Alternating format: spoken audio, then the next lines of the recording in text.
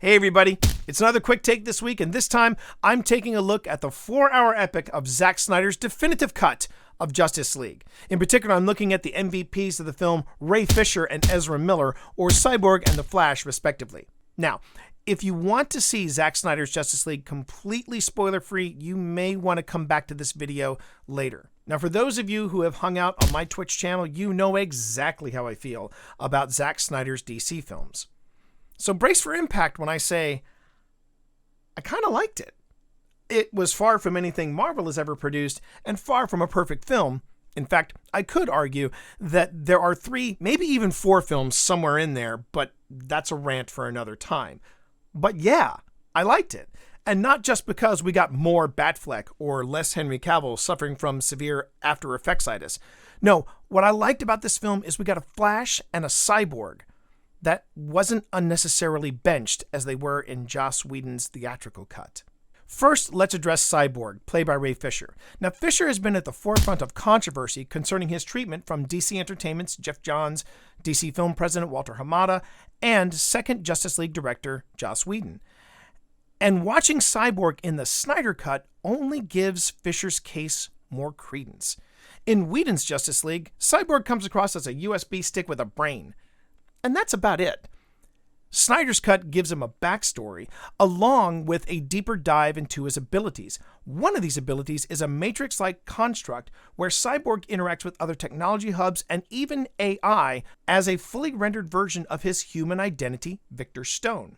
The construct scenes, coupled with the subplot between Vic and his dad, do a lot in making Cyborg more human.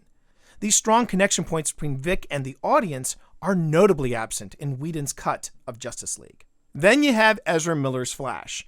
Unlike Cyborg, the Flash did receive some attention from Whedon in the theatrical cut, but it's not the kind of attention I would call welcomed. In the Whedon rewrite and cut of Justice League, Barry Allen, despite having a superhero layer and a suit specifically designed to his powers, is overcome with incredible insecurity, reducing his role in the film to a contrived character arc of rediscovering one's self-worth.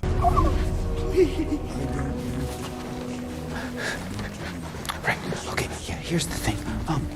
See, I'm afraid of bugs and, guns and obnoxiously tall people and murder, and I can't be here. It's really cool, you guys seem ready to do battle and stuff, but full transparency, I've never done battle. I've just pushed some people and run away. Really, Joss? That's what you come up with? I'm out. The Snyder Cut, however, keeps Barry awkward, but grants him a lot of charm. Charm that keeps other members of the Justice League honest about themselves.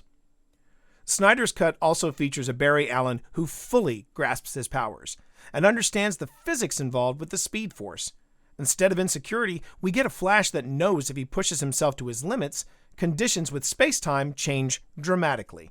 This raises the stakes in the finale, a finale that I don't mind saying is pretty damn impressive.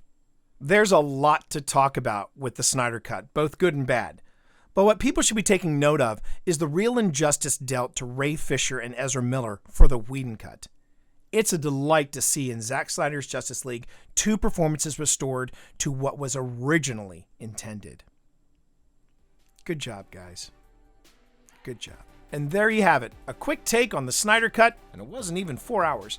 If you want to catch my other quick takes or deep dives into pop culture, feel free to hit that subscribe button, make sure notifications are enabled, and you can catch me next time. Until then, enjoy the ride.